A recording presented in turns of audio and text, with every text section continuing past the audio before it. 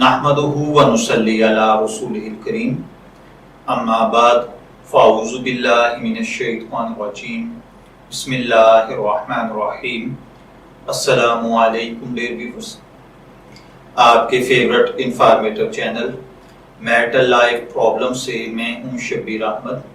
ہمارا آج کا ٹاپک ہے دوران عدت ملازمت کا حکم۔ ایک خاتون جن کا خامند فوت ہو گیا ہے، اس عورت کے نان و نفقے کا کوئی انتظام نہیں ہے، کیا وہ اپنے اخراجات کی کمائی کے لیے کہیں جا سکتی ہے؟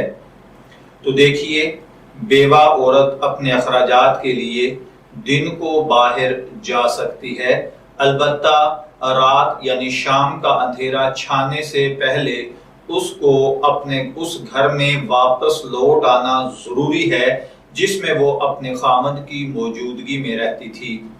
اگر خرچ کا انتظام نہ ہو تو محنت مزدوری اور ملازمت کرنا اس بیوہ کے لیے جائز ہے، اگر خرچ کا انتظام ہو تو ملازمت بھی جائز نہیں ہے۔ اسی طرح ایک اور سوال ہے کہ ایک خاتون کا خامند بیماری کی وجہ سے کمانے سے معذور ہے، وہ کہیں ملازمت کر کے کماتی ہے، اپنا خامند اور بچوں کا پیٹ پالتی ہے، اس کے علاوہ ان کا کوئی ذریعہ آمدن نہیں۔ اسی دوران اگر اس کے خامند کا انتقال ہو جاتا ہے، اب مسئلہ اس کی عدت کا ہے۔ اگر وہ خاتون 4 ماہ 10 دن نوکری پر نہیں جاتی تو نوکری ختم ہو جاتی ہے اور ظاہری اسباب کے تحت اس کی آمدن بھی بند ہو جاتی ہے۔ اس خاتون کے بہن بھائی بھی اس کی مدد کرنے کی طاقت نہیں رکھتے، تو کیا وہ عدت کی پاسداری کرے یا عدت کے دوران کسب معاش کے لیے نوکری پر جائے؟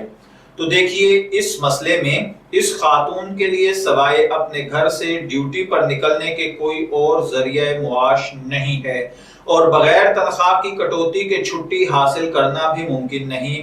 یہ چھٹی تنخواہ کی کٹوتی کے ساتھ حاصل ہوتی ہے اور تنخواہ کی کٹوتی کے بعد گزر بسر مشکل ہے، تو ایسی سچویشن میں اس کا گھر سے نکلنا گویا ایک مجبوری کے تحت ہے، اور یہ مجبوری ضرورت کی وجہ سے اس کا گھر سے نکلنا جائز ہو جائے گا۔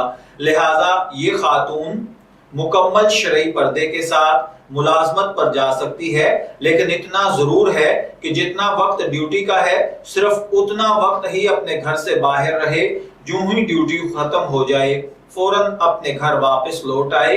ان حدود و قیود کی رعایت کرتے ہوئے اگر یہ خاتون گھر سے باہر ملازمت پر جائے گی تو اس کی عدت پر کچھ فرق نہیں پڑے گا۔